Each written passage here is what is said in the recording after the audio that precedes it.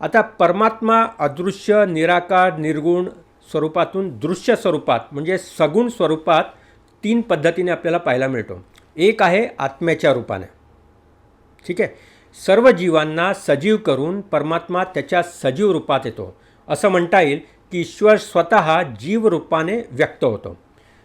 दुसरा प्रकार म्हणजे सजीव प्राणीमात्रांबरोबरच ईश्वर सर्व विश्वातील निर्जीव आकारात म्हणजे सर्व प्रकारच्या मूलद्रव्यांमध्ये, सर्व प्रकारच्या शक्तींमध्ये म्हणजे गुरुत्वाकर्षण असो, इलेक्ट्रोमॅग्नेटिक शक्ती असो, तारे, ब्लॅक होल्स सर्वांमध्ये व्यक्त होतो.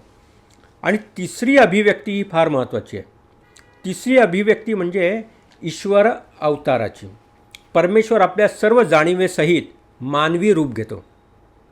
मग हे मानवी रूप आपल्या खऱ्या सामर्थ्याने मानवी देहाने अलौकिक कर्म करतं. हे कर्म सर्व समाजाच्या उत्थानासाठी असतं. त्यात कोणतेही चमत्कार नसतात, फक्त अलौकिक कर्म असतं.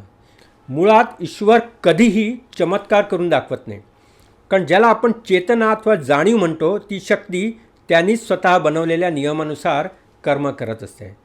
ईश्वर मनुष्य रूपात जन्म घेऊन त्याच रूपाने मानवासारखे वावरतो, पण असं कर्म करतो की तो जगाचा मार्गदर्शक गुरु बनतो. भारतीय अध्यात्म श्रीराम, श्रीकृष्ण यांना ईश्वराचा अवतार मानतात. असे अनेक महान पुरुष, स्त्रिया या भारतभूमींमध्ये होऊन गेले, ज्यांचं कर्म हे अलौकिक होतं.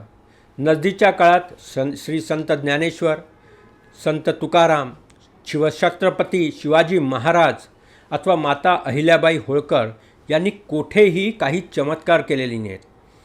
पण त्यांचं मोठेपण हे फक्त त्यांच्या अलौकिक आणि समाजासाठी केलेल्या कार्यामुळे, कर्मामुळे सिद्ध झालं आहे.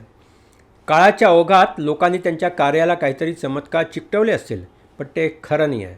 लक्षात ठेवा, ईश्वर कधीही चमत्कार करत नाही आणि हेच सत्य आहे.